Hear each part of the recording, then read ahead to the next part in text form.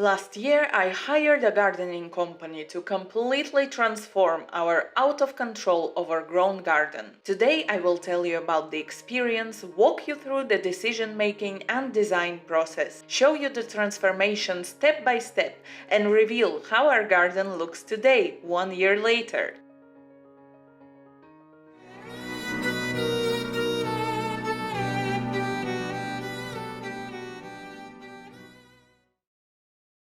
Hello, my dear friends. Welcome back to Creating the Enchanted Garden, a journey of making my dream magical garden a reality.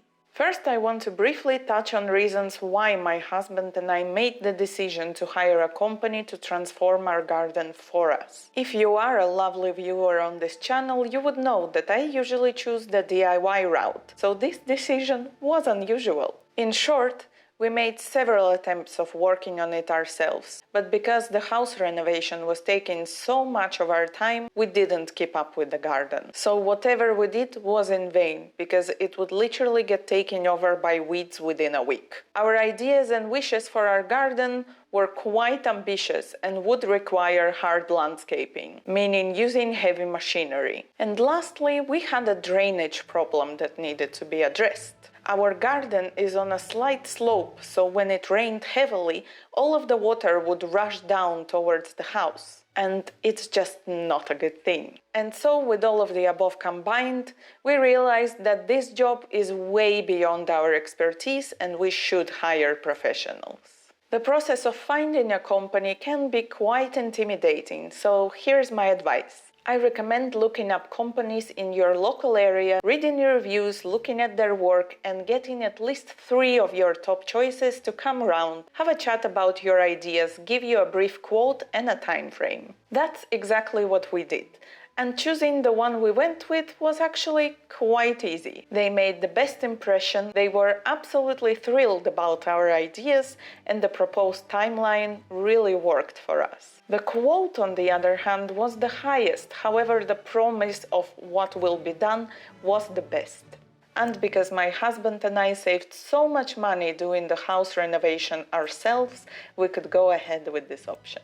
Now let's get to the exciting part, the design. The gardening company helped us design the layout and made this lovely visual. They were also the ones to choose and arrange all the new plants. We wanted that magical secret garden feel with lots of blooms and color. As far as garden structure style goes, we have married a little bit of hobbity rustic with some Victorian elements. Let's have a closer look at the drawings and what we have going on here.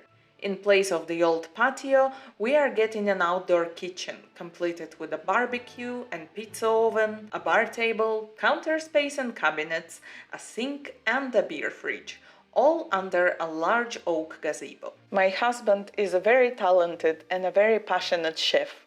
Cooking for his dearest is his love language. As a couple, we absolutely love hosting guests, and barbecues and homemade wood-fire oven pizza parties are just the best of times. A big chunk of our budget went towards this structure, and spoiler alert, it was worth every penny. Down here we are getting a paved patio area with sitting benches. The old garden steps and brick walls are to be replaced with continuous solid oak steps that double up as a shaded hangout area. From the gazebo we are getting a whimsical stepping stone path that leads to the Victorian pergola surrounded by beds full of plants, the existing little hill and a secret hangout space at the back.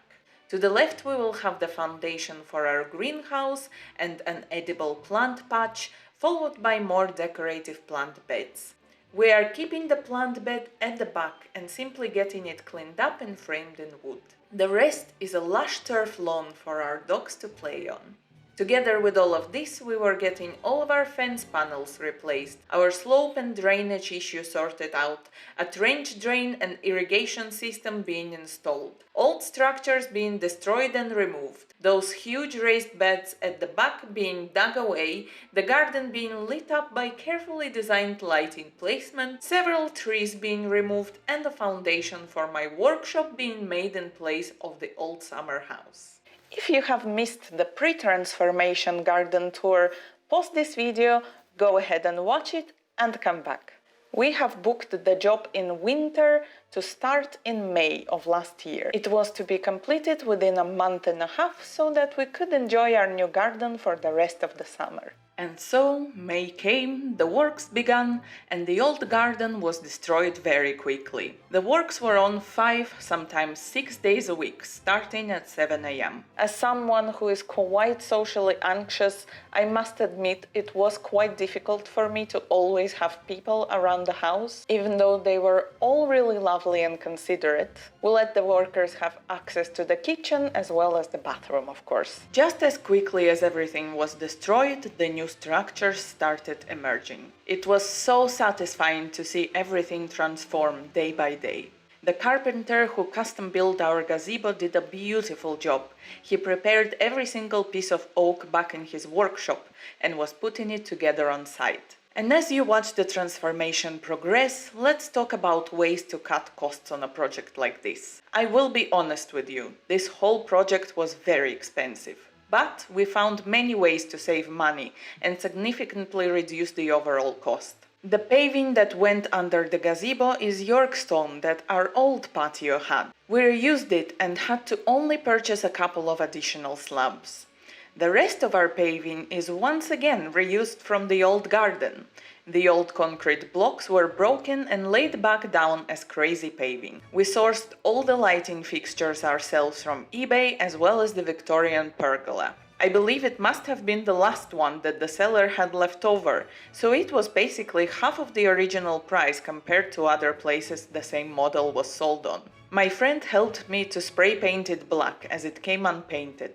The old Victorian lantern needed a new head that we had to order, but the post was in okay condition, which I also cleaned up and spray painted. The old garden had a ton of rose bushes in so many colors.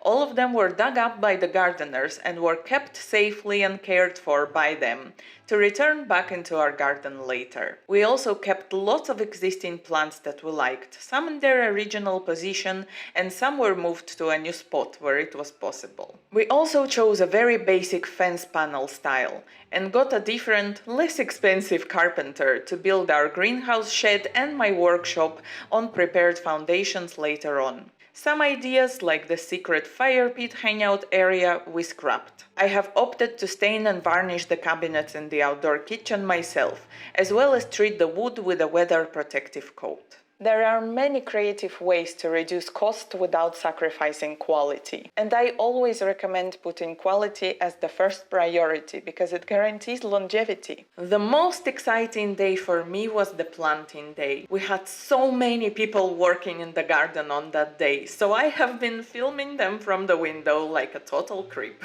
I was feeling so excited to learn everything about my new garden plant babies. And having all the plants in, finally the vision started to slowly come together as the garden itself looked like a sad desert for a long while. We've been told that all the hard work done will not give us the wow effect up until the turf goes in, and it was so very true. The lawn is what really pulled everything together and made my husband and I go wow. And so after about 2 months the project was complete.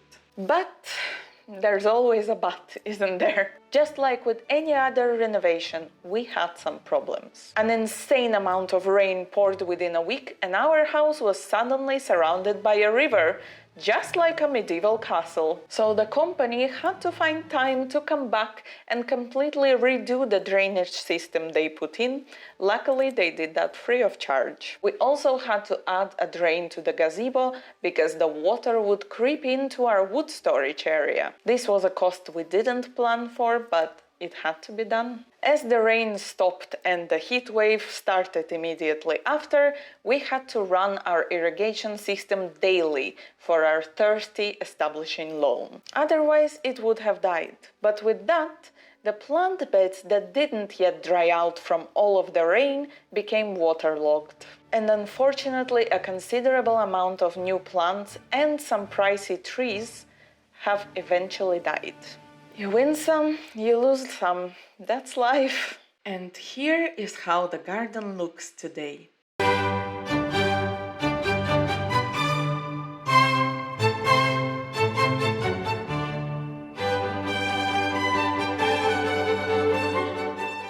It is beautiful and a whole vibe at night. We are very happy with it, particularly with the gazebo, as we already had so many wonderful barbecues and pizza parties with friends. But who is even happier? It's our babies. They love being in the garden, and I am so pleased that now they have this large, safe space to freely enjoy being dogs. My heart just melts seeing their zoomies. For me personally, gardening became a very soothing and relaxing hobby. Caring for plants also taught me a couple valuable life lessons. Plants take a while to grow and establish, and they require consistent, gentle care. If it's not a bramble, of course! I think that in our extremely fast-paced world, we forget that the same applies to us humans. Also, amongst the beautiful blooms, there will always be a couple yellow leaves or a broken branch, because perfection doesn't exist, but that doesn't make the bloom any less beautiful. In conclusion, my husband and I are very pleased with our garden, and we are happy that we did hire professionals to do this big makeover for us. But we are not anywhere finished with all of our garden projects. We still have so many places to enchant.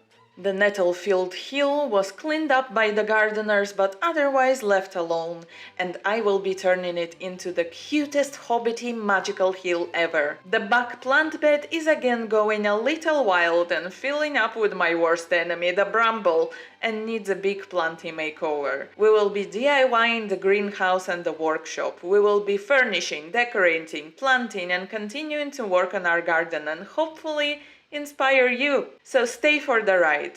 There are many Creating the Enchanted Garden episodes to come. Thank you so much for watching, my dear friends. I shall see you soon.